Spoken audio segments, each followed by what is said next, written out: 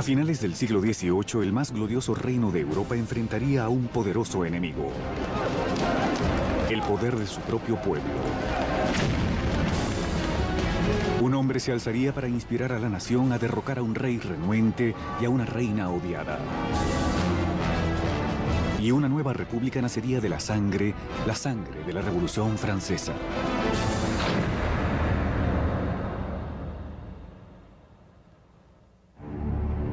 ...1794... la prisión de la Conciergerie, una fortaleza impenetrable en las riberas del Sena. Húmeda e infestada de ratas, se le conocía como la antesala de la muerte. Adentro, la voz de la joven nación está a punto de ser silenciada. Mientras cortan su cabello y desnudan su cuello para la cuchilla de la guillotina, Maximiliano Robespierre se prepara para pagar el precio por el cataclismo que ha generado: la explosión de eventos que se convirtieron en la Revolución Francesa. La Revolución Francesa fue ese momento extraordinario cuando el pueblo comenzó a creer que podía realmente rehacer todo en la sociedad, que no solo podían cambiar las políticas y las instituciones, sino la propia naturaleza humana mediante la acción política. La Revolución Francesa realmente constituye la encrucijada del mundo moderno donde todo comenzó a cambiar de rumbo. La revolución hizo que el mundo feudal le volviera la espalda a la tradición aristocrática y trazara un nuevo y violento curso hacia el futuro.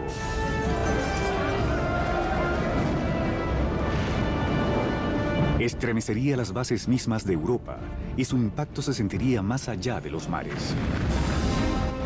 La Revolución Francesa es el evento más importante en la historia occidental. Existen otros que podrían rivalizar con ella, como la Revolución Industrial, pero como un evento aislado no puedo imaginar ninguno más importante. Fue la revolución que más cosas modificó. Si consideramos que se deshizo de la Iglesia Católica, del cristianismo, de la nobleza y del rey, se deshizo de todas estas cosas. La Revolución Francesa traería alimento a los pobres, democracia a Francia y establecería un nuevo orden social. Pero el progreso tendría un costo. Fue un momento de extraordinarias esperanzas y ambiciones que luego se convirtió en la más horrenda tragedia. Ahora herido y derrotado, solo 2 días antes, Robespierre se mostraba triunfante presidiendo la mayor y más sangrienta revolución conocida en Europa.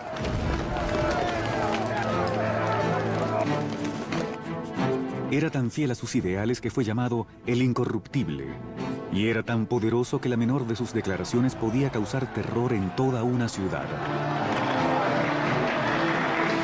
Al ser un maestro orador, las palabras de Robespierre eran sus armas. Ahora, silenciado por una bala en la mandíbula, espera el mismo fin rápido y brutal que les ocasionó a tantos otros. La revolución está a punto de aniquilar a uno de los suyos.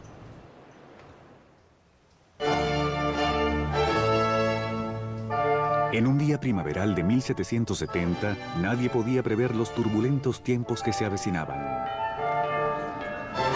El Palacio de Versalles estaba lleno hasta sus doradas columnas con las relucientes muchedumbres de la corte real. Terminado en 1682, Versalles fue la obra maestra del rey Luis XIV.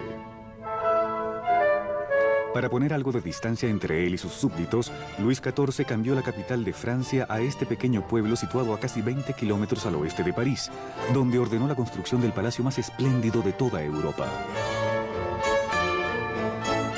Por casi 100 años había sido la sede de la firme monarquía de la nación.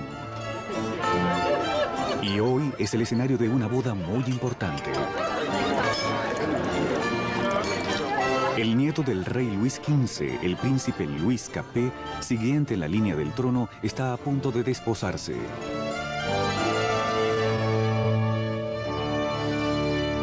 Con solo 15 años en el día de su boda, Luis Capet se muestra tímido y vacilante, y con pocas de las características esperadas de un futuro rey, y menos aún de un esposo.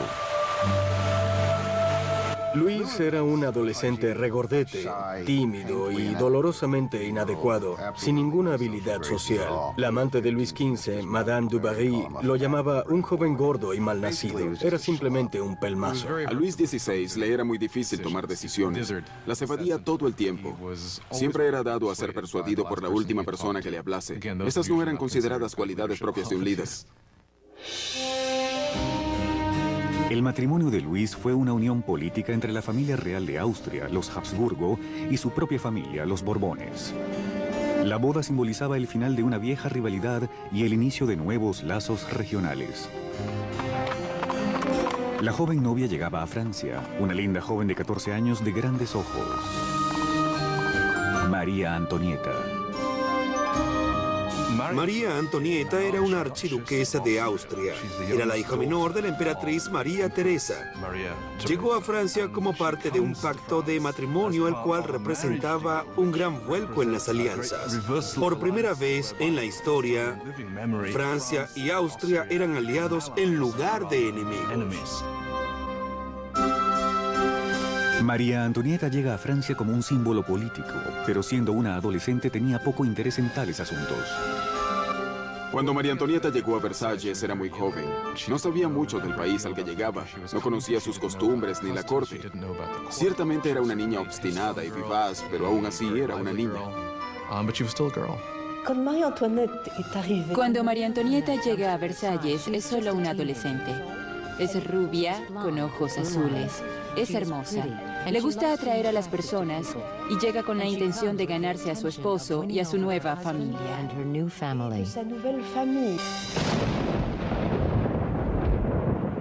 En la noche de la boda hubo una tormenta agorera.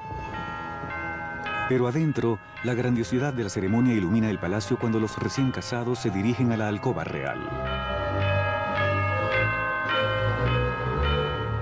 En una ancestral ceremonia que anima simbólicamente la concepción de un heredero, los cortesanos del rey están presentes cuando la extraña y joven pareja sube al lecho nupcial por primera vez. La multitud está encantada y la expectativa aumenta. Pero cuando se corren las cortinas se hace evidente que no será fácil la concepción de un heredero. Luis no estaba interesado en reinar y tampoco estaba particularmente interesado en amar, así que no le prestó atención a las primeras noches e incluso después. Pasarían muchos años para que el matrimonio finalmente se consumase. La falta de un heredero pronto levantaría rumores por todo el reino que perseguirían a la pareja por años. La gran gala de la boda continuó por días enteros, pero fuera de las puertas del Palacio de Versalles había pocas razones para celebrar. Años de mala gestión por parte de la monarquía habían dejado al pueblo de Francia lleno de hambre y necesidades. Casi una década antes, Luis XV había perdido la Guerra de los 7 Años, en la que luchó contra Inglaterra por territorios en América del Norte. El desafortunado conflicto casi llevó a Francia a la bancarrota, tanto financiera como en su prestigio. Las arcas del país estaban casi vacías, incluso a pesar de que su población aumentaba cada día. Ya sin enfermedades como la peste negra, menos personas fallecían y había más personas hambrientas.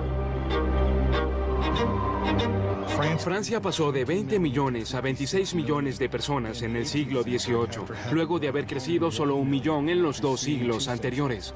Eso causó gran tensión y generó mucha ansiedad.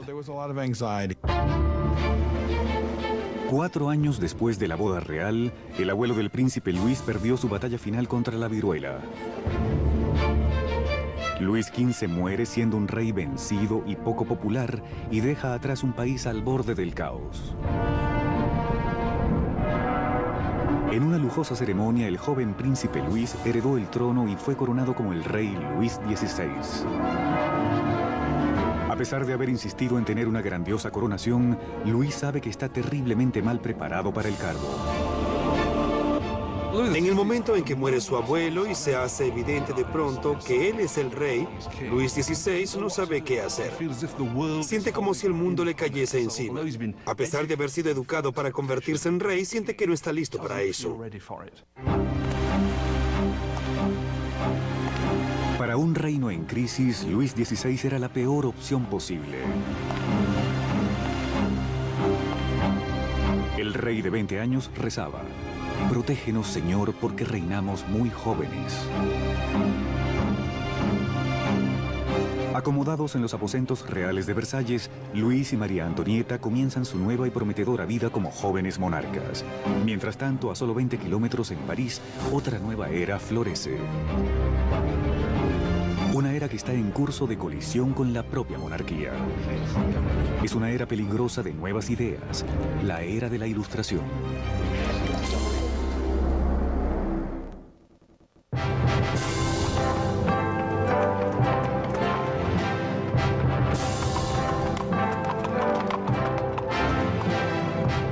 Al acercarse el carruaje real a la prestigiosa Universidad Louis le Grand en París, las muchedumbres se acercaban para ver a la realeza.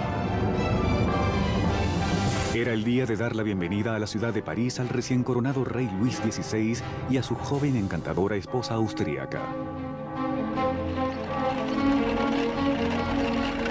Y a la cabeza del comité de bienvenida se encuentra un joven y prometedor estudiante de leyes, Maximiliano Robespierre. Cuando Robespierre era estudiante, el rey visitó la universidad y Robespierre le habló en latín al rey. Así que, de hecho, habló con Luis XVI cuando era un adolescente. El rey apenas notaba al joven Robespierre mientras éste daba su respetuoso discurso en latín. Pero años después, sus destinos se cruzarían nuevamente en circunstancias diferentes, mucho más oscuras. Era uno de esos rituales que suceden siempre en todas las escuelas y sin embargo estaba cargado de ironía, ya que tenemos a un joven Robespierre leyendo un discurso en honor del hombre que luego mataría. Por ahora, la bienvenida es cálida y la alabanza es sincera. La visita de la pareja real pudo haberse ganado el corazón del pueblo, pero sus mentes se inclinaban cada vez más en una dirección completamente diferente. Desde la Edad Media, la sociedad europea había estado dividida en tres clases separadas, determinadas por el nacimiento. Había una gran división entre las riquezas de la nobleza y el clero y la pobreza de los campesinos. Con la Ilustración del siglo XVIII, la razón y la ciencia comenzaron a retar estas tradiciones ancestrales. Arrastrada por una corriente de innovaciones y literatura nueva, París era entonces el nuevo centro filosófico del mundo. La ciudad palpitaba con el florecimiento del conocimiento, todo un océano de posibilidades. Había llegado la era de la Ilustración. La Ilustración fue un movimiento que ordenaba no confiar en las autoridades o en nada que hubiese sido dicho por alguien más. Se debía pensar por uno mismo y comprobarlo uno mismo. En la Europa del viejo régimen se te decía qué pensar. Se te daba información desde arriba por sacerdotes o regentes. Así que la idea de poder cartografiar el conocimiento humano y luego acceder a él era revolucionaria. En los salones de alcurnia de todo París, los aristócratas se reunían para discutir sobre los autores de la Ilustración y sobre la floreciente era de la razón. Voltaire, Rousseau, voces frescas que proclamaban la libertad, el control del propio destino y, por sobre todo, la igualdad. La pasión por esta nueva literatura era mayor entre la clase alta, pero al colarse estas ideas a todos los niveles sociales, el deseo de igualdad comenzó a amenazar el modo de vida aristocrático.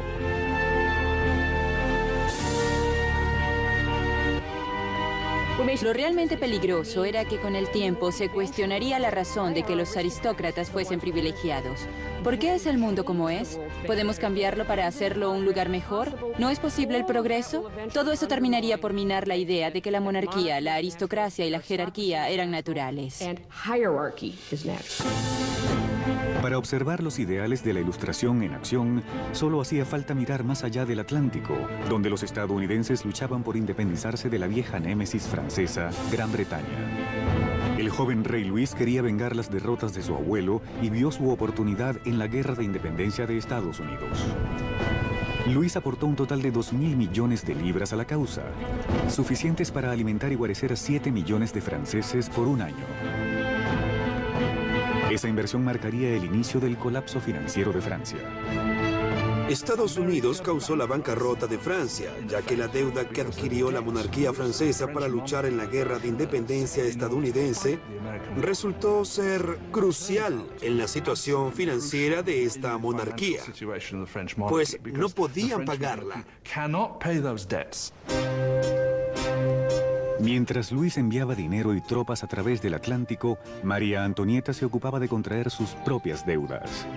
La vida en Versalles era una interminable rutina de formalidades y rituales arcaicos. Había ceremonias para despertar al rey y a la reina, para vestirse, cenar e ir a la cama.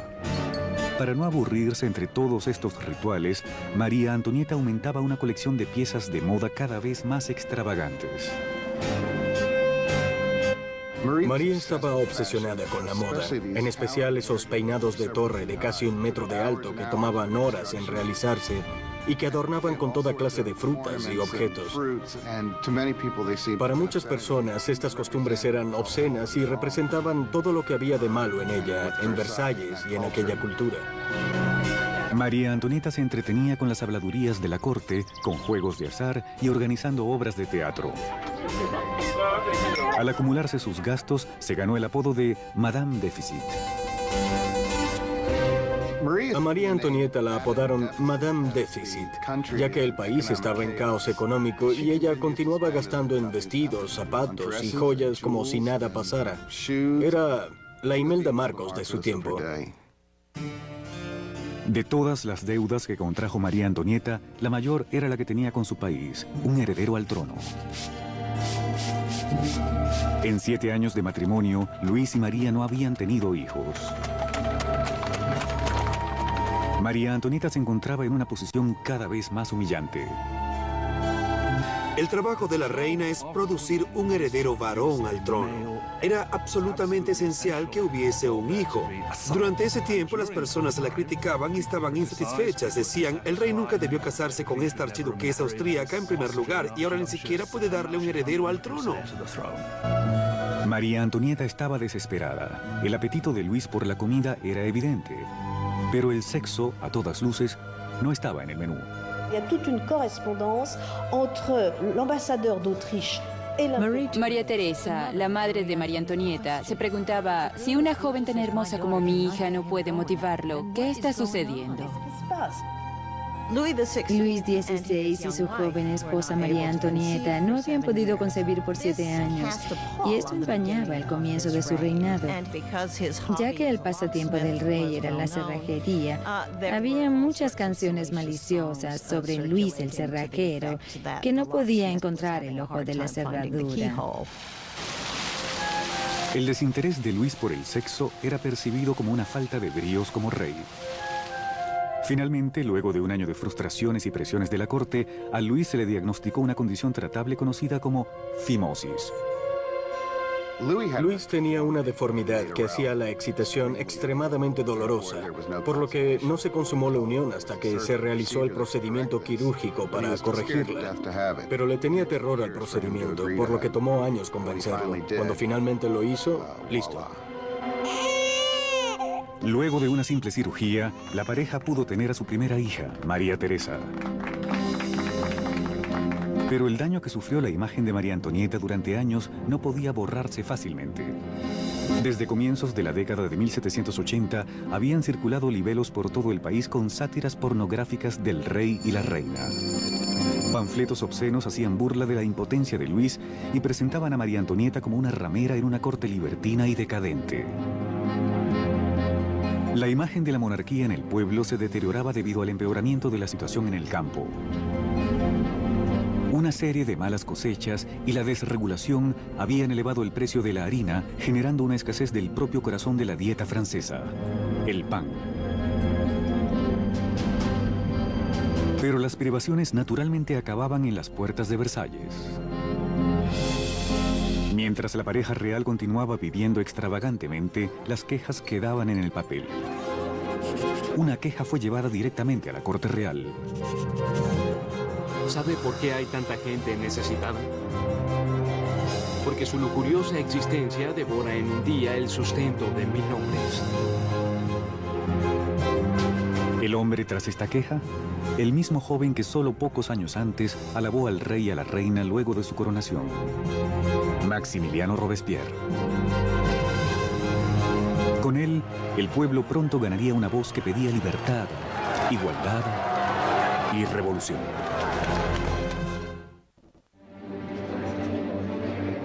A finales del siglo XVIII, Versalles era un oasis de extravagancia rodeado por un país desesperado.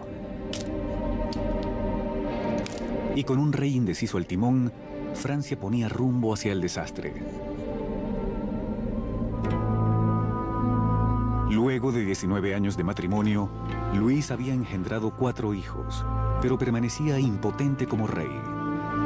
En un intento por demostrar liderazgo, Luis aplicó una serie de reformas financieras. Pero sus cerradas prácticas cargaron a los pobres con pesados impuestos, mientras la nobleza casi no pagaba nada. Con la economía en ruinas y el pueblo cada vez más agitado, parecía que incluso los cielos estaban molestos. Francia sufrió el más crudo invierno en 90 años.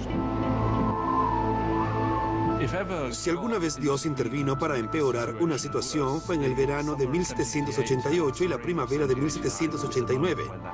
En el verano de 1788 ya existía una efervescente crisis política que tenía como base una seria escasez de alimentos. Para el pueblo francés del siglo XVIII, la harina era la esencia misma de la vida.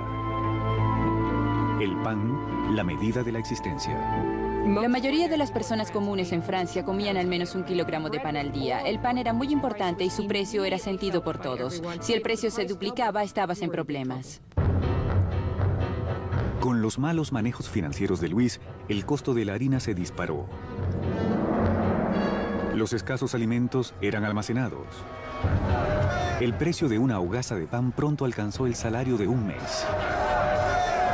El hambre se tornó en rabia. Estallaron disturbios en toda Francia. Robaban los hogares. Las panaderías eran saqueadas y los panaderos sospechosos de acaparar el pan eran linchados en el sitio.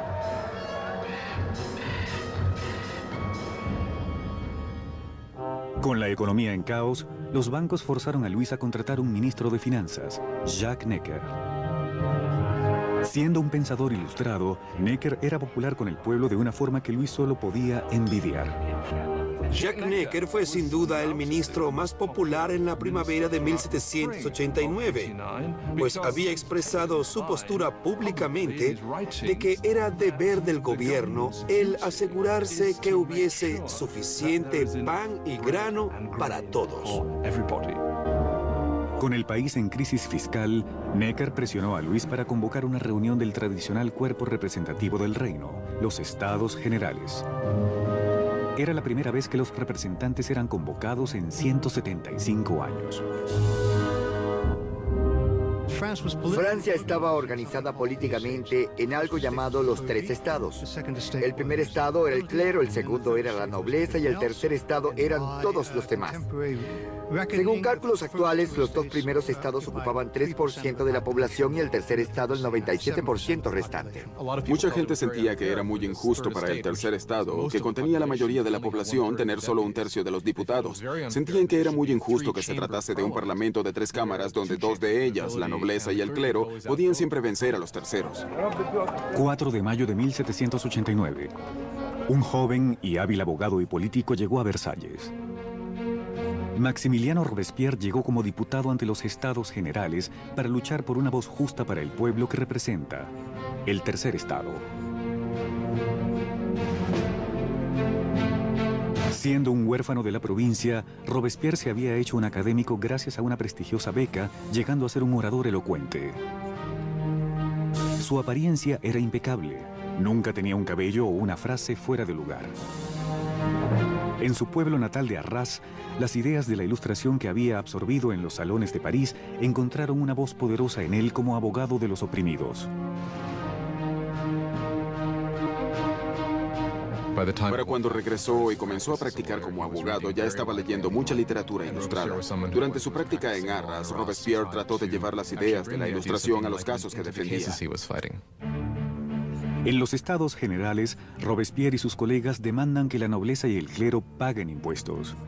Pero Luis se siente amenazado por el creciente radicalismo del tercer estado. Entonces, el 20 de junio, luego de un punto muerto de 6 semanas, los diputados llegan para encontrar que están siendo silenciados. El 20 de junio, cuando los diputados llegan a su reunión y encuentran las puertas cerradas, sospechan un complot. Fueron al lado, a lo que llamaríamos una cancha de tenis, pero que en realidad era de balonmano, se reunieron y juraron que no dejarían de reunirse hasta tener una nueva constitución. Los diputados se declararon a sí mismos como una nueva Asamblea Nacional, los verdaderos representantes del pueblo de Francia. El juramento de la cancha de tenis es uno de esos grandes momentos simbólicos de la Revolución Francesa. Tenemos a estas personas reunidas en ese espacio abierto de la cancha de tenis, alzando sus manos en una especie de saludo romano. Para la Asamblea Nacional fue un momento en el que comprendieron su poder y dignidad y supieron que realmente podían desafiar al rey de Francia.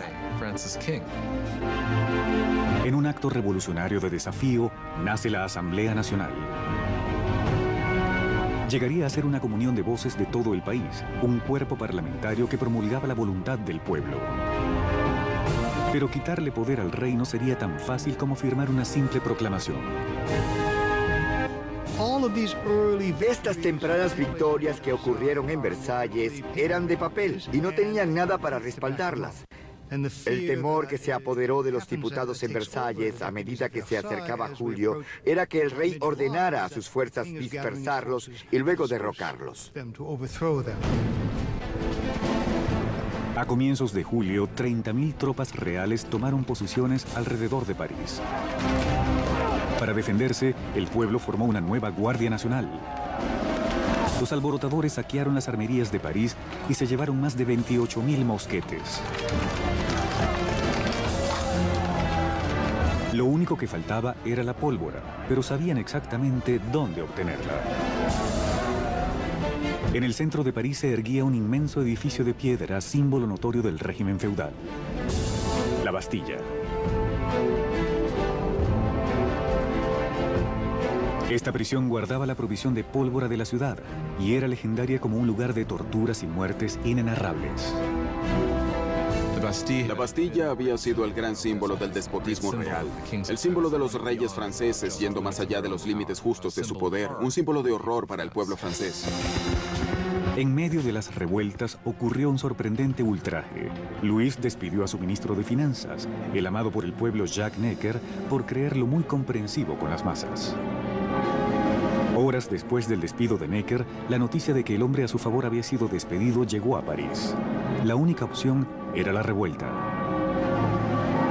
El 14 de julio, las multitudes se juntan, identificándose con una pequeña escarapela roja y azul por los colores de París, separados por el blanco, el color de la Casa de Borbón.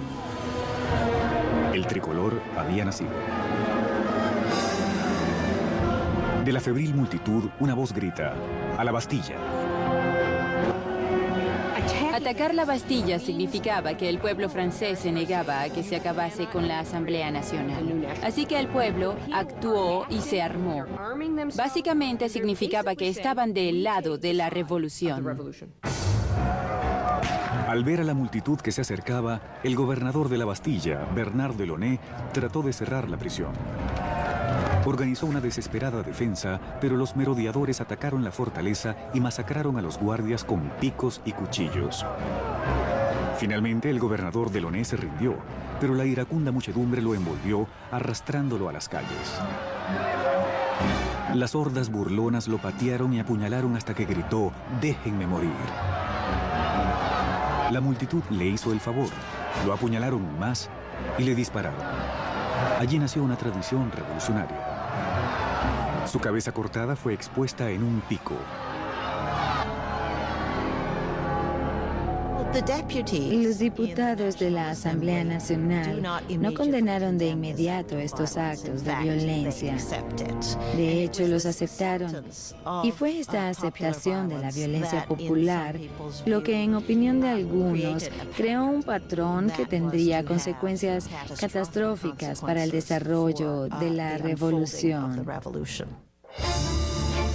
Con el humo aún sobre la Bastilla, Luis XVI regresaba de un viaje de cacería. En su diario, bajo la fecha julio 14, 1789, escribió: nada. Una referencia a su fallida cacería. Un ayudante lo interrumpió y le dio la noticia de las revueltas y la caída de la Bastilla. Luis XVI pregunta: ¿es una revuelta? No, señor, contesta. Es una revolución.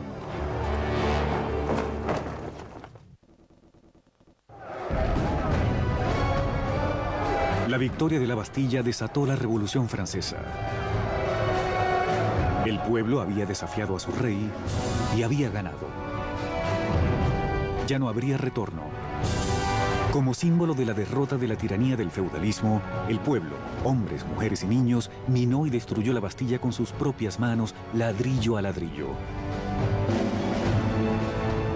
Comenzaron a desmantelar el pasado. Los franceses comenzaron el proceso de derribar la Bastilla tan aprisa como pudieron. Al carecer de explosivos potentes, esto se hizo muy arduamente, pero con un enorme vigor. Los ladrillos fueron regalados o vendidos como emblemas de la demolición del despotismo. La energía en las calles vigorizaba a la Asamblea Nacional. Se redactó una carta en pocos días llamada Declaración de los Derechos del Hombre. Bajo este nuevo y atrevido documento, las arcaicas distinciones de clases tendrían que ser abolidas y todos los hombres debían ser considerados verdaderamente iguales. La Declaración de los Derechos del Hombre fue un documento promulgado por la Asamblea Nacional. En él se decía que la soberanía pertenecía al pueblo, a la nación. No se mencionaba al rey en ninguna parte.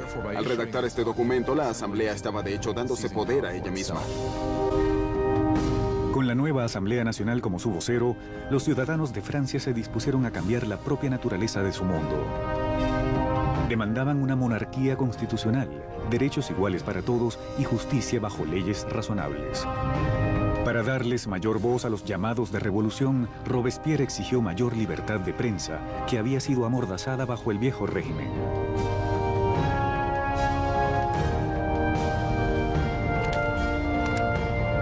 La resultante prensa libre fue registrada bajo el título de L'Ami du Peuple, o El Amigo del Pueblo. Un diario furibundo lleno de provocaciones y discursos altisonantes era la creación de un antiguo doctor, Jean-Paul Marat. Luego de una serie de carreras poco exitosas, Marat se hallaba viviendo en la pobreza, encontrando a veces refugio en las cloacas de París. Fue allí donde contrajo una dolorosa enfermedad de la piel que lo confinaba a tomar largos baños medicinales. El amargado y fracasado Marat encontró en la revolución una oportunidad perfecta para dejar salir su veneno. Jean-Paul Marat era solo uno más de los profesionales descontentos y desafortunadamente las revoluciones le ofrecen oportunidad a estos sujetos. Marat tomó todo su resentimiento y lo canalizó en un diario que llegó a ser extraordinariamente exitoso, L'Ami du Peuple. Marat era un hombre poseído por una rabia extraordinaria. Basta con leer algunas páginas de su diario, El Amigo del Pueblo, para darse cuenta. En cada edición mostraba una mentalidad totalmente paranoica, veía complots por todas partes. Todos conspiraban contra la revolución. La respuesta era muy simple para él, sangre. La respuesta eran cabezas. Marat aborrecía la extravagancia inexorable de la monarquía en medio de la pobreza que oprimía a Francia. Solo necesitaba el menor rumor para atacar al rey y a la reina en su diario. El 2 de octubre de 1789, su rabia estalló.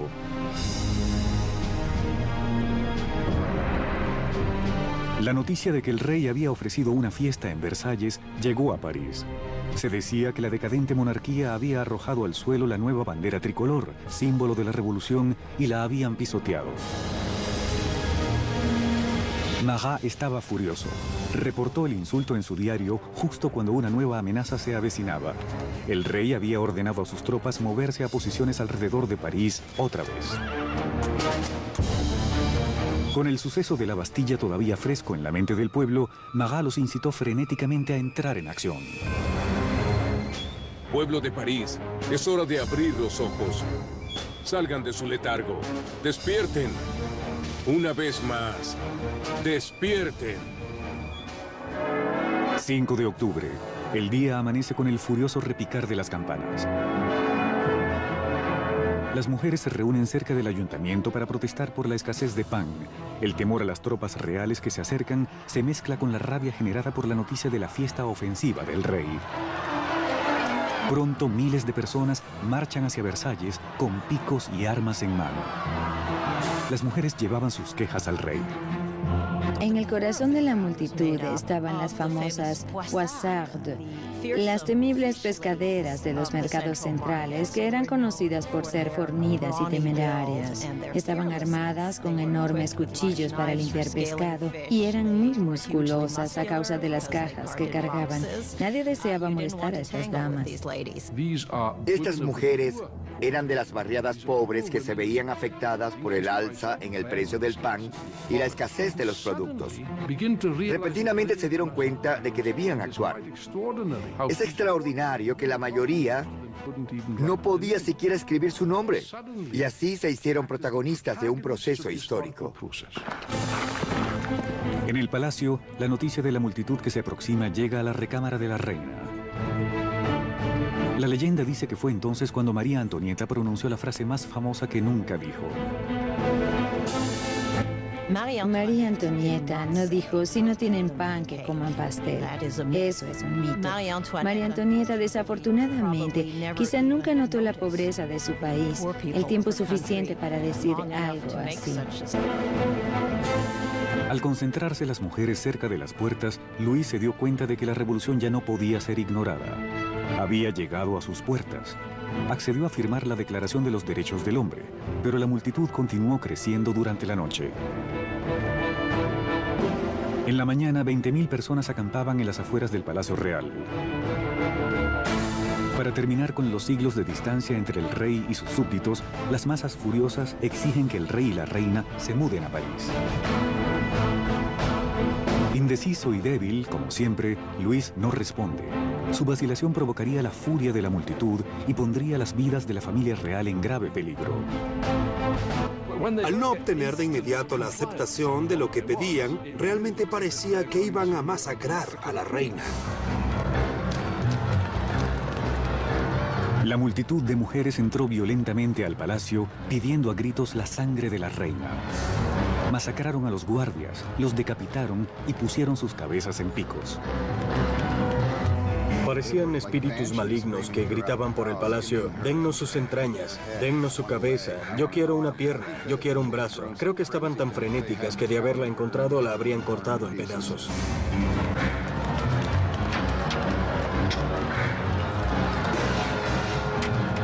Aterrada por su vida, María Antonieta escapa a los aposentos de Luis solo momentos antes de que las mujeres entraran a su recámara y destrozaran su cama. El rey y la reina estaban ahora a merced de la multitud, y lo que ésta quería era un poco de atención de su rey. La única manera de tranquilizar a las mujeres era que la familia real accediese a mudarse a París. Creían que una vez que las autoridades estuvieran en París, podrían forzarlos a hacer lo que el pueblo de París quisiera. 60.000 personas salieron marchando de Versalles, llevando carretas y vagones rebosados con harina del almacén real. El carruaje real fue escoltado hasta París.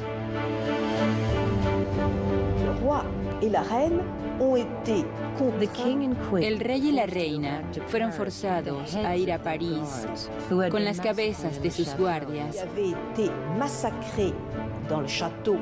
quienes habían sido masacrados en el palacio y decapitados. Fue un momento de violencia desenfrenada. Maquillaron las cabezas y las desfilaron frente al carruaje del rey y la reina. El rey y la reina tuvieron que instalarse en el Palacio de las Tullerías. Nunca más volverían a estar en Versalles. Una vez que la familia real se mudó a París, fueron de hecho prisioneros de la ciudad. Ellos lo sabían igual que todo el mundo. Había grandes limitaciones en lo que podían hacer. Eran prisioneros de la ciudad capital, no hay duda de eso. Versalles fue abandonado y la asamblea se residenció en París. El poder estaba ahora en manos del pueblo. Francia tendría democracia y nuevas leyes, y una nueva y despiadada forma de justicia aparecería en el escenario de la revolución. La guillotina.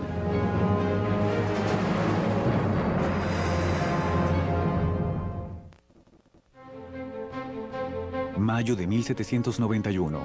Habían pasado casi 2 años desde que la familia real y la Asamblea Nacional se mudaron a París.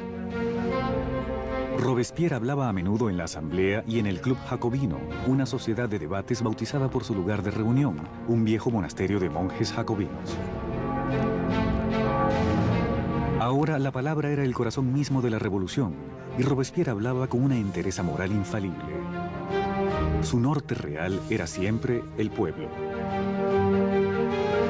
Pronto se gana el apodo de El Incorruptible. Francia es ahora una monarquía constitucional. El rey es forzado a compartir el poder con los revolucionarios de la Asamblea, pero parece que su cuota disminuye cada día, siendo forzado a firmar una tras otra leyes que reducían su propio poder y el de otro sector del feudalismo, la Iglesia Católica. Luis decide que ha llegado la hora de abandonar los confines de la nueva república y montar una campaña para reclamar su reino. Para 1791, Luis había decidido que debía retomar el control de su país.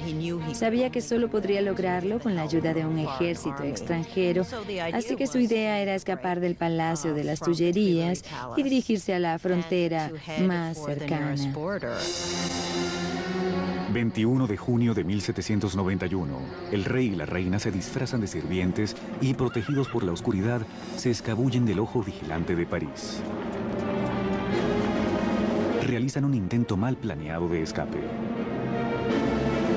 Era pasada la medianoche cuando la familia real llegó al pequeño pueblo de Varennes, 160 kilómetros al este de París. Se encontraban cerca de la frontera de Austria, con la seguridad a pocos kilómetros de ellos. Pero su intento de ser libres no llegaría más lejos.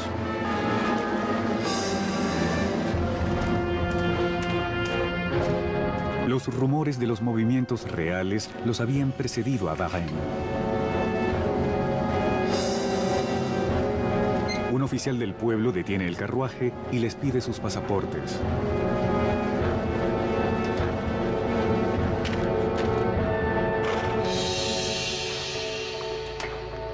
Las sospechas del oficial son confirmadas.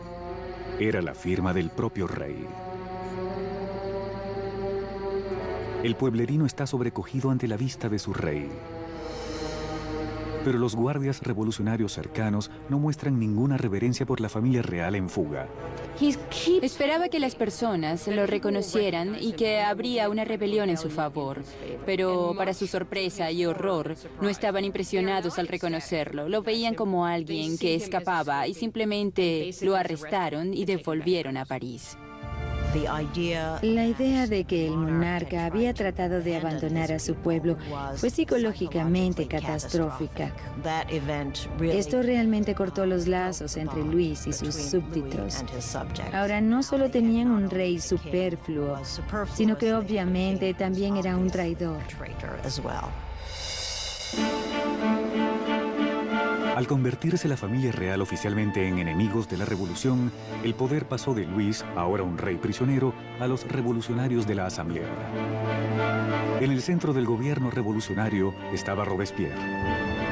Destacaba en el podio, siempre pidiendo libertad, igualdad y fraternidad. Exigía el sufragio universal y el fin de la esclavitud en las Indias francesas occidentales, pero más fervorosamente hablaba en contra de la pena de muerte. En la nueva era de la Ilustración, Robespierre deseaba desechar todos los restos del pasado medieval. Europa había heredado de la Edad Media un macabro repertorio de métodos de ejecución. Muertes crueles y tortuosas por descuartizamiento, la horca, ahogamiento e incineración en la hoguera. Durante el viejo régimen hubo toda una variedad de espantosos castigos. La decapitación estaba reservada a la nobleza y una de las cosas que la revolución quiso desde el principio fue hacer a todos iguales en la muerte. Simbólicamente querían el mismo castigo para todos. A pesar de la oposición de Robespierre, una nueva máquina de la muerte se convierte en el foco de atención en París. Joseph Finias Guillotin, un médico e inventor, ideó una nueva máquina de decapitación, convirtiendo la vieja decapitación en una experiencia humanitaria. El doctor Guillotin describe su nuevo aparato a la asamblea. El mecanismo cae como un trueno, y la cabeza vuela, la sangre brota, y el hombre ya no existe. Siempre a favor del derramamiento de sangre, el periodista Marat imprime un entusiasta discurso en su diario anunciando el nombre del nuevo aparato: la guillotina. Pronto se ganaría el apodo de la cuchilla nacional. Los revolucionarios franceses creían en los valores humanos. Creían que no debía causarse sufrimiento innecesario. Y lo que les atraía de la guillotina era su rapidez. Además, era eficiente. Y hasta donde podemos saber, ya que nadie ha regresado para contarlo, era indolora. La guillotina silenciaría a los enemigos internos de la revolución, cualquier sospechoso de conspirar para regresar al rey a su trono. Pero eran los enemigos que rodeaban a Francia los que más le preocupaban a la asamblea. Existía el creciente temor de que parientes de la familia real que habían escapado a Austria lanzarían una contrarrevolución armada. La asamblea decide hacer un ataque preventivo, una declaración de guerra a Austria. Pero Robespierre se opuso. Robespierre era una de las voces solitarias que se oponían a la guerra por pensar que el enemigo la ganaría. Temía que el país no estuviese listo, que no contase con un ejército capaz de derrotar al enemigo y que el enemigo, por lo tanto, podría invadir y destruir la revolución. Robespierre perdió el debate. En abril de 1792, la Asamblea le declaró la guerra a Austria, un país regido por la familia de María Antonieta. Crecía el fervor nacional. Si Austria derrotaba al ejército revolucionario, Luis sin duda reclamaría su trono.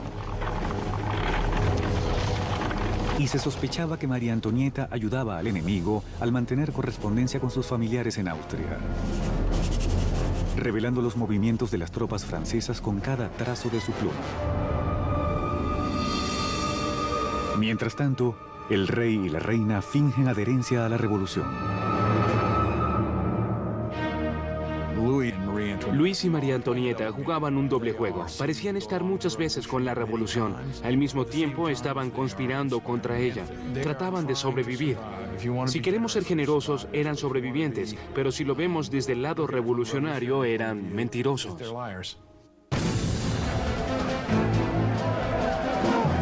Mientras el ejército francés sufría grandes bajas en la frontera, llegó a París la noticia de que el aliado de Austria, Prusia, se había unido a la invasión.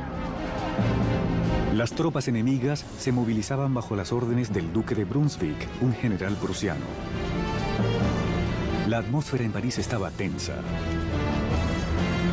De pronto, los diarios parisinos imprimen una carta del duque de Brunswick.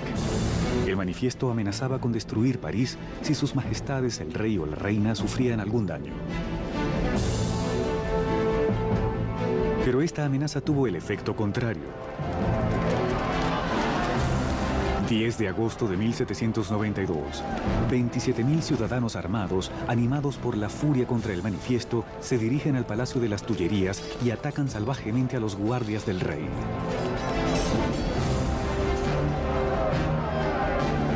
Al final del día, hay más de 800 víctimas en ambos bandos.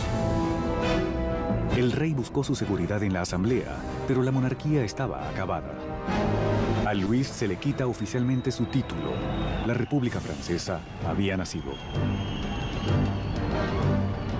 La cuchilla de la guillotina fue bautizada con la sangre de los últimos guardias de Luis.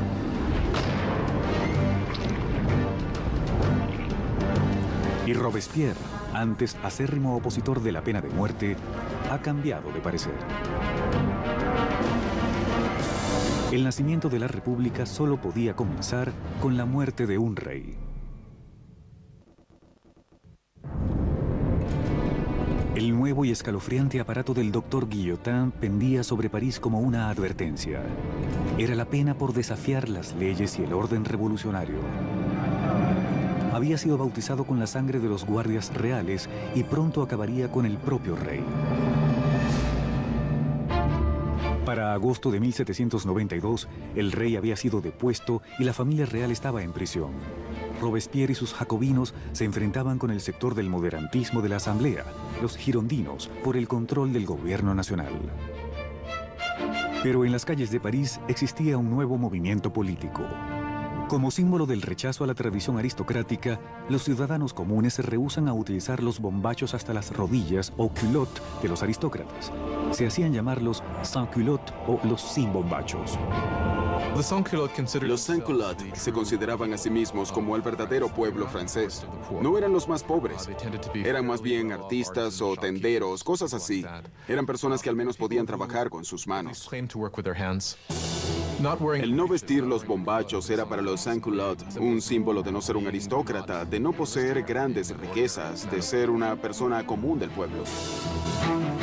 Los sans-culottes tomaron el control del gobierno de la ciudad de París, mientras los jacobinos y los girondinos conducían al país desde la Asamblea Nacional, ahora llamada la Convención. La Convención intentaba comandar el asediado ejército francés que rápidamente perdía terreno ante Austria y Prusia. Mientras luchaba contra los enemigos en la frontera, el gobierno revolucionario también se enfrentaba a los enemigos internos. Traidores realistas que podrían entregarles París a los invasores. Más de 1000 personas son arrestadas y puestas en prisión. Sacerdotes, periodistas, hombres y mujeres comunes. Robespierre se concentraba en la crisis interna, pero su amigo, el ministro de Justicia, Georges Danton, motivaba a jóvenes y viejos a unirse a la guerra en la frontera. Era gregario y altisonante, al contrario de Robespierre. Pronto el nombre de Danton se escuchaba en todo París. Danton es un personaje casi irreal, un hombre lleno de vida y ampuloso, gran bebedor y Casanova que se consideraba de las clases altas y educadas, pero que realmente era un hombre que, al contrario de Robespierre, podía identificarse físicamente con la clase trabajadora. Al acercarse el enemigo, la furibunda retórica de Danton moviliza al pueblo, inspirando a muchos a unirse al frente.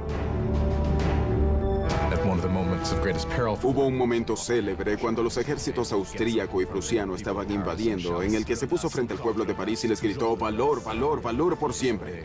La patria se ha salvado. Fue realmente una de las personas que logró movilizar al pueblo contra los invasores. Fue un momento extraordinario. Al unirse al ejército muchos de los hombres sanos y robustos, París quedó indefensa, con las cárceles llenas de prisioneros políticos. Surgió entonces el temor de que estos serían imposibles de contener. Marat hace un sangriento llamado a los ciudadanos revolucionarios para que bajasen a las prisiones y masacraran a los prisioneros. Los ejércitos extranjeros avanzaban sobre París. Si lograban entrar en contacto con todos estos enemigos acérrimos de la revolución en las prisiones, los resultados habrían sido terribles para el pueblo. En la primera semana de septiembre llegaron noticias desastrosas desde el frente. Prusia había tomado Verdun, un pueblo en la vía hacia París. El enemigo estaba a pocos kilómetros. El temor que oprimía a la ciudad alcanzó su punto máximo. Los sans-culottes asaltaron las prisiones y desataron un furioso ataque contra los prisioneros. No dejarían a ningún traidor con vida. Los sans-culottes entraron en las prisiones, en especial aquellas en las que estaban los sacerdotes refractarios, los nobles y los prisioneros políticos, y comenzaron a realizar sus propios juicios sumarios. Eran muy cortos y casi siempre terminaban en masacre. Las mujeres fueron violadas o mutiladas. A los sacerdotes les sacaron las entrañas y a los aristócratas los desmembraron. En una terrible masacre, más de 1.600 personas fueron asesinadas en pocos días. Cuando la noticia de la masacre de septiembre se esparce por Europa, los enemigos de la revolución sienten repulsión.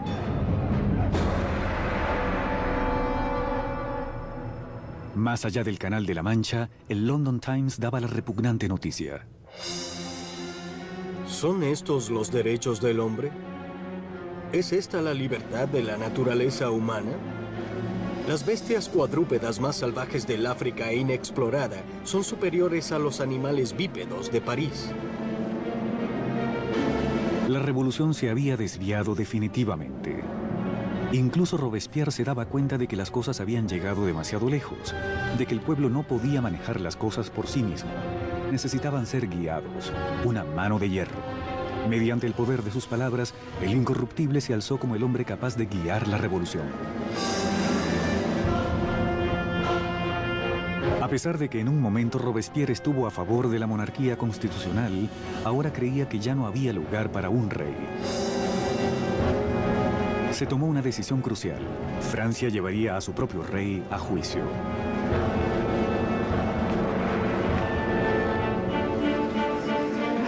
El veredicto ya estaba decidido, así que el único debate fue por el castigo. El ala del moderantismo, los girondinos, piden perdonarle la vida, lo que los aísla dentro de la convención. Los girondinos se cristalizaron como la facción en la convención que debatía sobre el rey, ya que si bien deseaban una república, no estaban tan seguros de que el rey tuviese que morir. Pero los girondinos son sobrepasados por los jacobinos, quienes pedían sangre. ¿Por qué deseaban los jacobinos la muerte del rey? Creo que querían matarlo, ya que, como dijo brillantemente Robespierre, hay que matar al rey para que la revolución pueda vivir. Si el rey tiene razón, entonces la revolución se equivoca. En todos los sistemas que han existido, solo ha habido una pena para la traición y esa es la muerte. Así que, de ser el rey culpable de traicionar a su país en tiempo de guerra, entonces el argumento era que debía sufrir la muerte de un traidor. El 20 de enero de 1793, Luis XVI es declarado culpable. Se leyó la sentencia. El rey debía morir.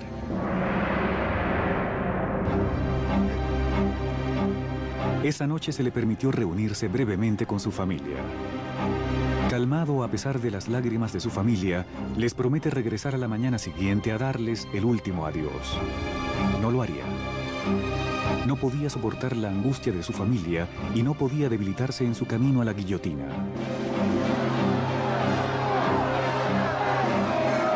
En la mañana, un carruaje cerrado llevó a Luis al cadalso. Estoicamente se aproximó hasta la cuchilla.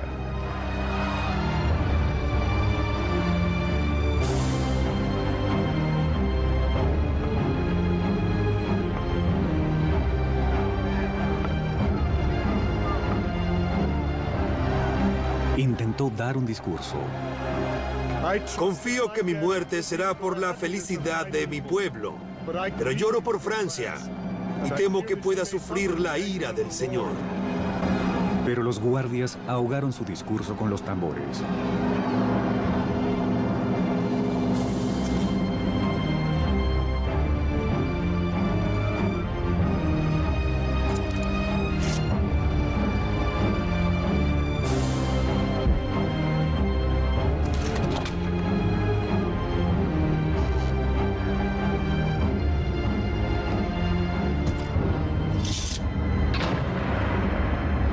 A las 10:22 de la mañana, el hombre que una vez fue el rey había muerto. En la prisión, María Antonieta escuchó el disparo de los cañones anunciando la muerte de su esposo y se sumió en la desesperación.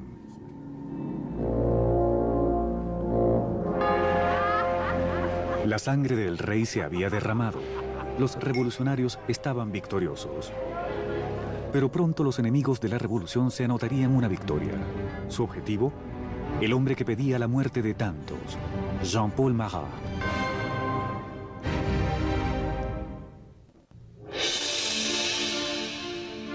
La ejecución del rey Luis XVI constituyó la mayor victoria para los revolucionarios. Un momento de cambio cuando una joven nación, la República Francesa, nacía de la sangre. Para finales de 1792, los radicales jacobinos, creyendo que la joven revolución estaba en peligro de ser saboteada por los traidores, comenzaron a utilizar métodos cada vez más violentos. Pero los girondinos, representando al pueblo campesino de Francia, deseaban frenar la creciente violencia por temor a que condujese a una guerra civil. Su oponente más visible, Jean-Paul Marat, contraataca a los girondinos con tirajes furibundos de su diario, en los que denunciaba a aquellos sospechosos de confabular contra la revolución. Marat, quien ya una vez había pedido la ejecución de 200 personas, ahora quería que rodaran 200.000 cabezas. Si observamos el periodismo de Marat, notamos que su principio básico era el ser más extremista que nadie y pedir la muerte de muchas personas. Siempre decía que si solo se cortasen algunas cabezas, las cosas funcionarían bien. Y si no funcionaban, con cortar algunas cabezas más lo haría. Repentinamente, las personas de París comenzaron a masacrarse unas a otras y Marat fue el primero en reclamar el crédito por eso. Pero el movimiento radical no se había afianzado en todas partes. Las personas fuera de París estaban furiosas por la creciente brutalidad de los jacobinos y piden que termine el baño de sangre. Ese mensaje llegó a oídos de la encantadora Charlotte Corday, una joven y determinada mujer de las provincias. Charlotte Corday era una persona común de la ciudad de Caen. Estaba horrorizada por los asesinatos que se cometían y, quizá con razón, consideraba a Marat uno de los autores de todo eso, ya que había sido un instrumento del lado radical de la revolución. El amigo del pueblo aún pedía cabezas. 13 de julio de 1793. Charlotte Corday llega a París. Sabía que el amigo del pueblo tenía una política de puertas abiertas en su casa, donde se le podía encontrar casi a cualquier hora sumergido en su baño medicinal. Corday llegó diciendo que tenía una lista de traidores, personas que colaboraban con los ejércitos extranjeros para acabar con la revolución. Marat le pide la lista y le promete a Corday que los traidores serán guillotinados al día siguiente. Luego de dársela, sacó un pequeño cuchillo y lo apuñaló en el pecho.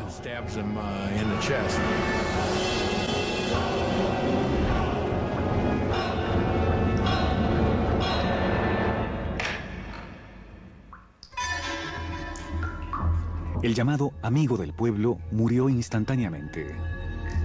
La furiosa voz de su diario había sido silenciada.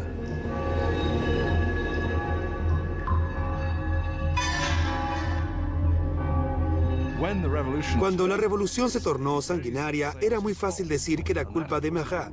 Eso afirmaban aquellos que lo odiaban o temían.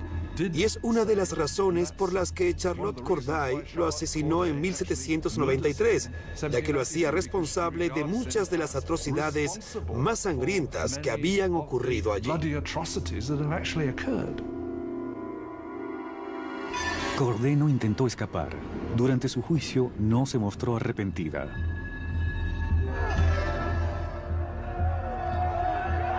¿Qué esperaba lograr al asesinar a Marat? Paz. Ahora que está muerto, la paz regresará a mi país. Charlotte Corday fue ejecutada rápidamente y su sueño de paz murió con ella. Había matado a Marat el hombre, pero había creado a Marat la leyenda. Su muerte fue ilustrada por el pintor revolucionario Jacques-Louis David. Se convirtió en un mártir, casi en una figura religiosa. Había personas que le ofrecían oraciones, cosas como Corazón de Jesús, Corazón de Marat. Hubo una escena durante su funeral donde la bañera en la que fue asesinado fue colocada en el altar, casi como si fuera un crucifijo. Si observa la pintura de la muerte de Marat hecha por David, se ve claramente que el cuerpo de Marat está cubierto de la misma manera que el de Cristo en las representaciones clásicas de la piedad y el descenso de la cruz. Así que obviamente se identificaba a Marat con Cristo. Marat representaba al nuevo tipo de Dios de la República Radical. Robespierre estaba celoso de la adoración que le brindaban a Marat, pero siempre pragmático, volcó su atención hacia los asuntos más urgentes. A pesar de que Marat había muerto, aún había otros que deseaban sangre. Sangre real. La Conciergerie, la oscura antesala de la muerte. 8 meses después de la ejecución de su esposo y a solo pocos días de la muerte de Charlotte Corday, María Antonieta es encerrada allí en una horrible celda, completamente sola.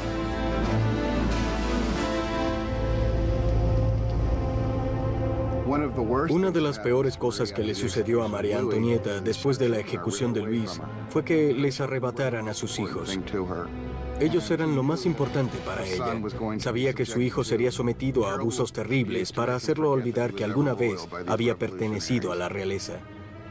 Y resultó que tenía razón. Solo un par de años después, su hijo murió a causa de negligencia y abusos terribles. María Antonieta, quien alguna vez fue presumida, solo tenía 38 años de edad. Pero la revolución la había envejecido. María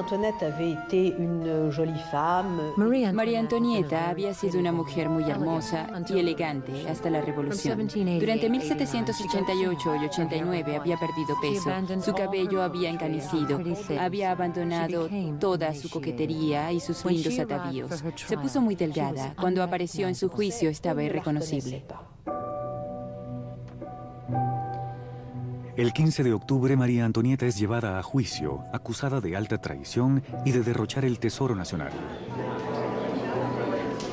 La única evidencia contra ella fueron rumores maliciosos. Un cargo final fue añadido a la lista. La acusaban de cometer incesto con su hijo. Ante esto, María Antonieta decidió defenderse. Apelo a la conciencia y a los sentimientos de todas las madres presentes para declarar si hay alguna entre ustedes que no se estremezca ante la idea de tales horrores. En ese momento hubo un cambio en la atmósfera, ya que todas las mujeres sintieron que estaban implicadas y se dieron cuenta de que habían llegado demasiado lejos con esas acusaciones. Ese brote de simpatía pública hizo que María Antonieta esperase ser deportada a Austria, pero sus esperanzas terminaron cuando se leyó la sentencia. Compartiría el mismo destino de su esposo. María Antonieta estuvo de algún modo condenada desde el principio. Era el símbolo de la alianza con Austria, la cual había sido desastrosa para Francia. Era junto a su esposo motivo de burla a causa de su aparente disfunción sexual. Y era un símbolo de la cultura cortesana, en un momento en que esta era vista como algo completamente corrupto y terrible para el país. Por todo eso era odiada como ninguna reina de Francia lo había sido antes. Era aborrecida e injuriada. En su celda escribió una última carta despidiéndose de sus hijos y su familia, prometiendo ser valiente. Su largo cabello gris fue cortado en preparación para la cuchilla.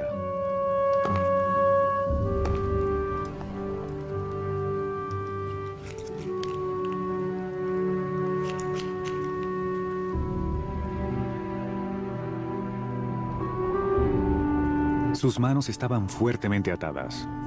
Esperaba ver un carruaje para ser escoltada fuera de la prisión, pero en su lugar encontró una carreta para criminales comunes. Cuando fue llevada para su ejecución, esperaba tener el mismo trato que el rey, que estaría en un carruaje cerrado para que la multitud no pudiese atacarla. Pero la colocaron en una carreta abierta donde la gente podía gritarle toda clase de cosas horribles y amenazas terribles. Siendo solo una sombra de la soberana que alguna vez fue, María Antonieta mantuvo su dignidad real mientras se sentaba en la carreta abierta y era desfilada por las calles de París.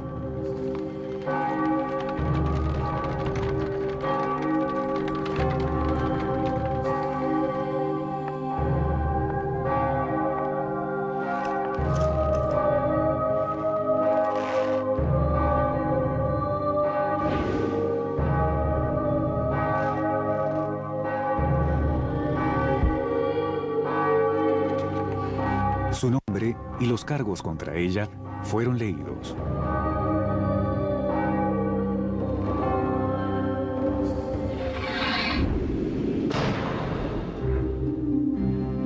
La última reina de Francia estaba muerta. Varios días después, luego de incontables ejecuciones, los miembros de la Convención Nacional se dieron cuenta del desperdicio inútil de vidas al ver que muchos de sus colegas eran víctimas de la guillotina. Danton expresó: la revolución es como Saturno, devora a sus propios hijos. Y agregó: la revolución, mis amigos, no puede hacerse con agua de rosas. El derramamiento de sangre apenas comenzaba.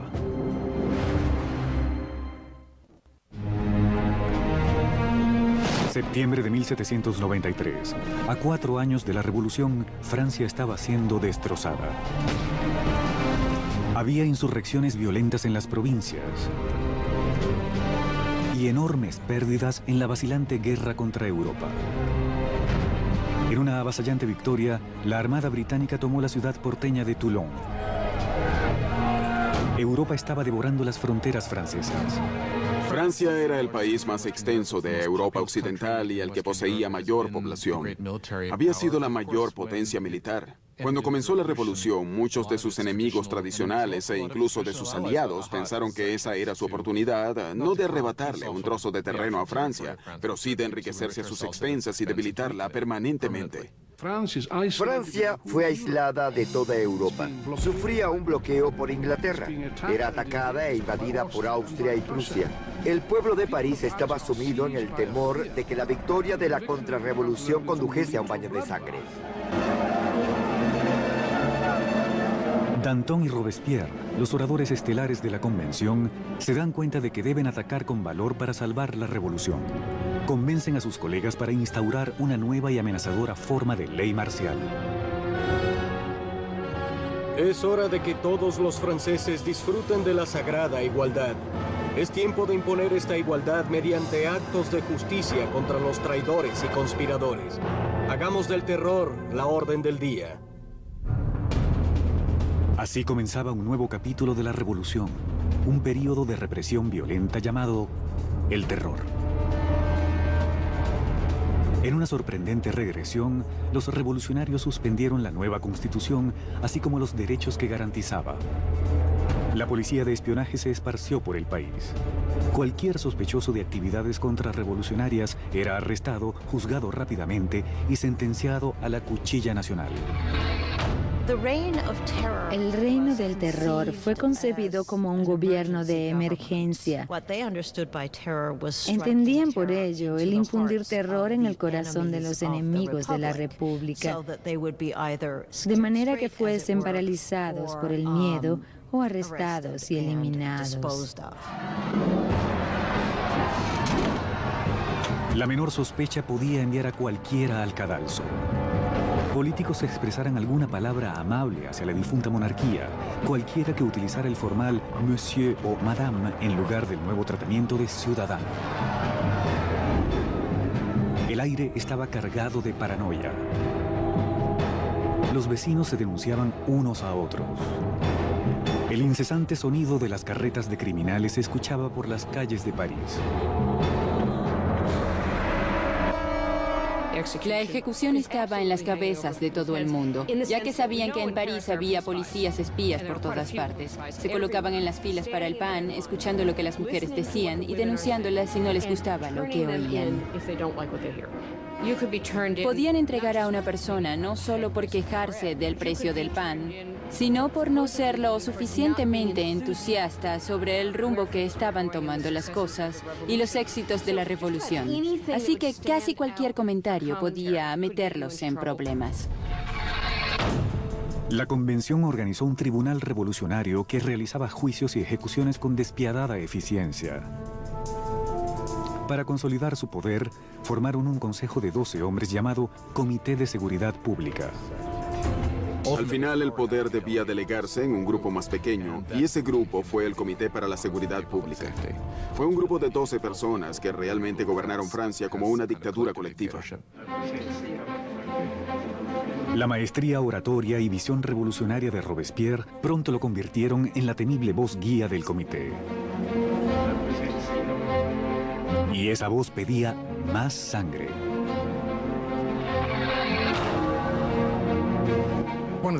Una de las ironías en la vida política de Robespierre es que al comienzo fue un opositor apasionado de la pena de muerte.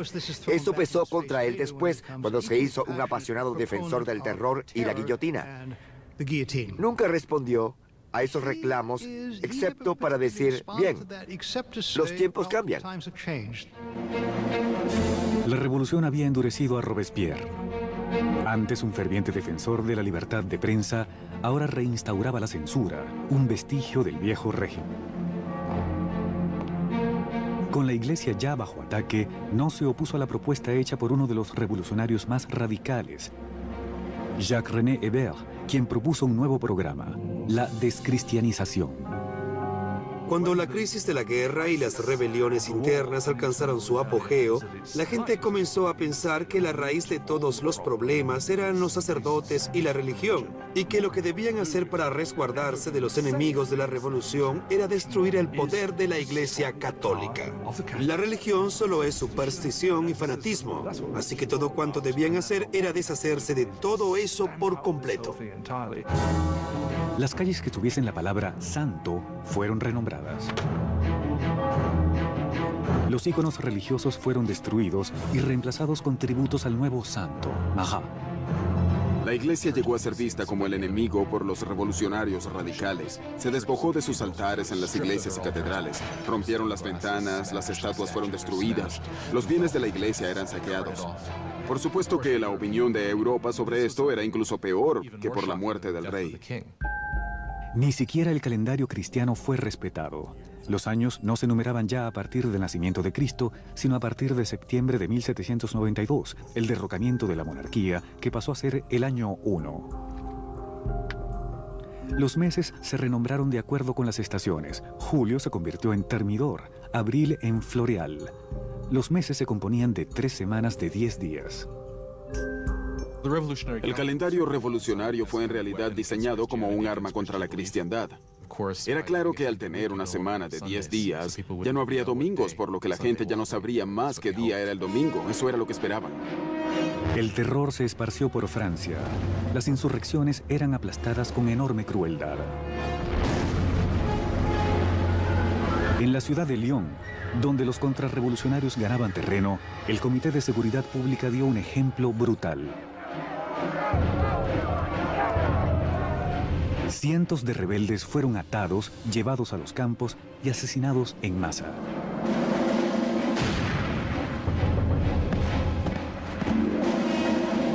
Una región llamada La Vendée, en el oeste de Francia, también se había convertido en un bastión contrarrevolucionario. Los rebeldes y sacerdotes fueron atados y apilados en botes, los cuales fueron posteriormente hundidos sin piedad. Unas 100.000 personas fueron asesinadas solo en La Vendée. En París, la guillotina caía a un ritmo cada vez mayor.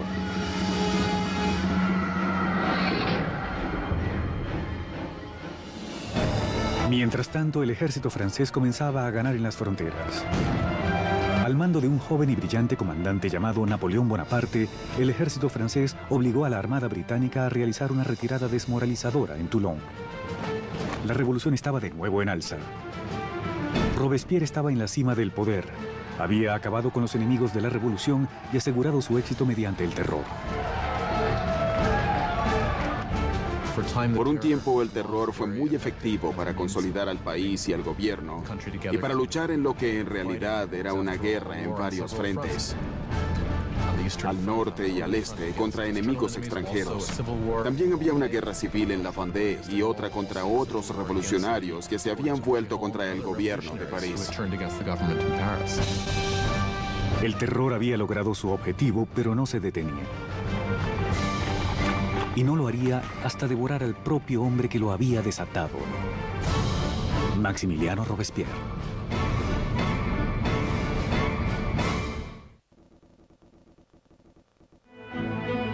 Con la sangre del período de El Terror, Maximiliano Robespierre había salvado la revolución.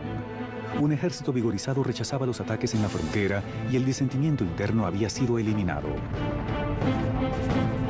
En la cima de su éxito, Robespierre soñaba ahora con una meta aún mayor: utilizar más terror para crear un nuevo tipo de sociedad, una república de virtud. A republic of virtue. Por virtud, él entendía virtud cívica. Era un principio activo para Robespierre. Usted no podía ser un ciudadano virtuoso simplemente obedeciendo las leyes y manteniendo baja su cabeza. Debía participar activamente en las labores del Estado, y eso para Robespierre incluía destruir a los enemigos de la República. El 5 de febrero de 1794, Robespierre dio un discurso en el que describió su filosofía. El terror sin virtud es desastroso, pero la virtud sin terror es impotente. Él asociaba el terror con la virtud. En ese momento, en su pensamiento, el terror se convirtió en un instrumento para crear virtud. Pero otros no estaban de acuerdo. Para Danton, la revolución iba por el camino equivocado. Tanto él como sus seguidores, los dantonistas, creían que era hora de acabar con el terror. Había logrado su propósito, pero corría el peligro de volverse contra los propios revolucionarios. Para la primavera de 1794, las cosas comenzaron a mejorar. La situación de los alimentos ya no era tan crítica y la guerra iba mejor. Danton planteaba que era necesario crear nuevas bases para el gobierno. Debían tratar de normalizar las cosas. Robespierre creía que era muy pronto. Danton comenzaría entonces a organizar un grupo para discutir el tema del final del terror. Robespierre vería esto como una amenaza directa para el gobierno y no como una simple diferencia de opiniones sobre el rumbo de la política. Lo vería como una potencial traición. Y en la República de Virtud de Robespierre solo había una respuesta para la traición. Los dantonistas son apresados y rápidamente sentenciados a muerte. Robespierre había enviado a miles al cadalso, pero se sentía incómodo con la sangre de las ejecuciones. No asistiría a la decapitación de sus antiguos amigos y aliados. Al subir al cadalso, Danton gritó: Solo me arrepiento de irme antes que esa rata, Robespierre.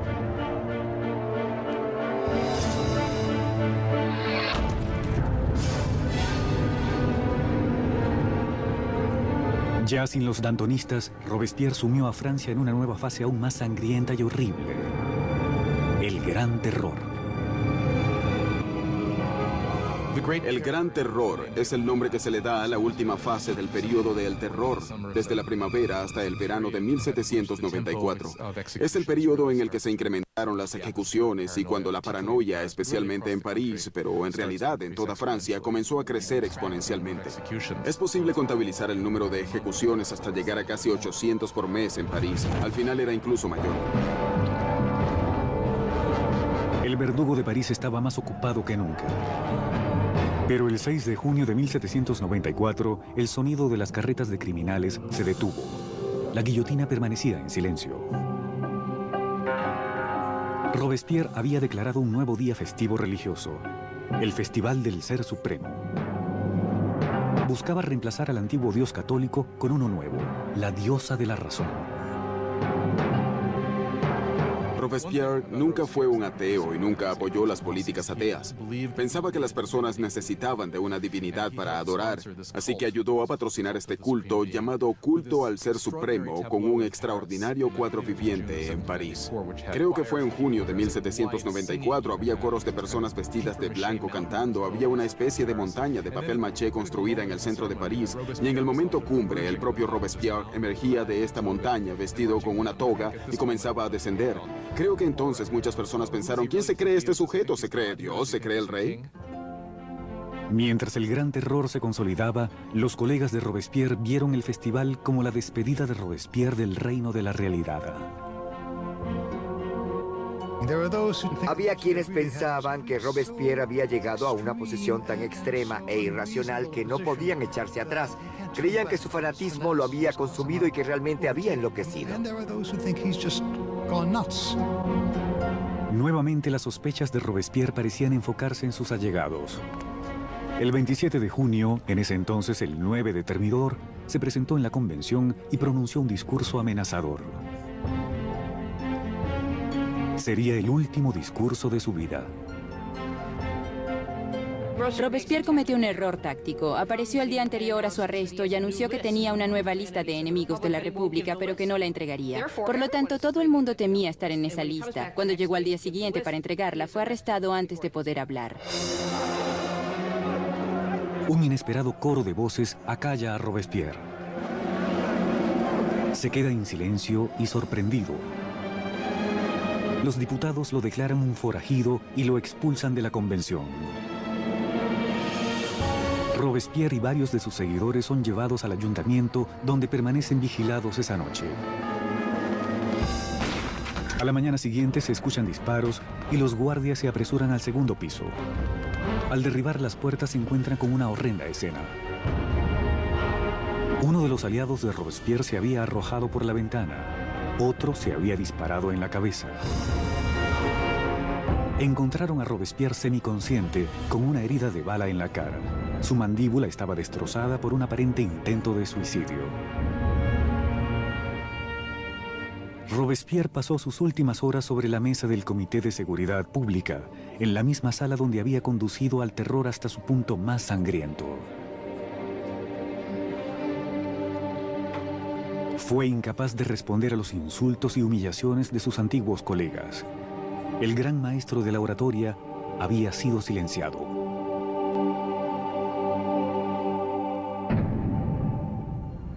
En la conciergerie, donde lo había precedido la última reina de Francia, Robespierre es preparado para la cuchilla nacional. Su compañero de celda, el revolucionario Saint-Just, le señala una pintura de los derechos del hombre y le dice: al menos hicimos eso. Robespierre había encabezado la revolución y había cambiado el rostro de Francia. Había reorganizado la sociedad y había ideado un sistema tiránico y sangriento para asegurar su éxito. Pero estaba destinado a ser una de sus últimas víctimas. Resultó que había un gran entusiasmo por terminar con el terror, pero nadie sabía cómo hacerlo. Y parece ser que lo único en lo que todos concordaban era en la caída de Robespierre.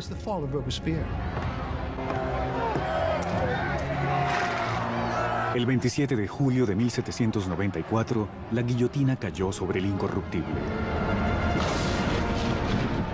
Y la última sangre de El Terror fue derramada. El terror murió con Robespierre, pero no la revolución. Los derechos del hombre, la democracia, la nueva república, los logros de la revolución sobrevivirían por mucho tiempo a todos los revolucionarios. Francia entraría en un período de incertidumbres, paralizada entre el temor a otra época de terror o, aún peor, a un regreso a la monarquía opresora que la precedió. Luego de 5 años de parálisis, el poder se concentró nuevamente en las manos de un solo hombre: Napoleón Bonaparte. Los historiadores no están de acuerdo sobre el final de la revolución. Algunos creen que murió con la aparición de Napoleón. Otros mantienen que la revolución vivió hasta el siglo XIX y más allá. La revolución fue el primer modelo de un pueblo que tomaba su destino en sus propias manos. La idea de que los súbditos de la más antigua, sólida y gloriosa monarquía de Europa pudiesen decidir reescribir completamente su historia fue algo que tuvo una enorme resonancia. La revolución destruyó el viejo régimen feudal de Europa y cambió para siempre el curso de la civilización occidental. La pregunta que generó la Revolución Francesa fue: ¿cuánta violencia es justificada para lograr una mejor sociedad? ¿Tienen las personas el derecho de derrocar lo que ven como un sistema injusto y sustituirlo por aquel que creen de corazón que es más justo? ¿Cuánta violencia se justifica para lograr eso? Aún enfrentamos esa pregunta. Mientras Robespierre y sus colegas estaban atareados llevando a su país hacia el futuro, muchos de ellos debieron preguntarse cuál sería el resultado final. Más de 200 años después del nacimiento de la República Francesa, el fantasma de Robespierre se cierne sobre las revoluciones, desde Rusia hasta Vietnam y desde China hasta América Latina. Los experimentos franceses con la democracia han inspirado modelos en todo el mundo. Donde quiera que la tiranía surja, el grito de justicia será eterno. Por libertad, igualdad y fraternidad. Por revolución.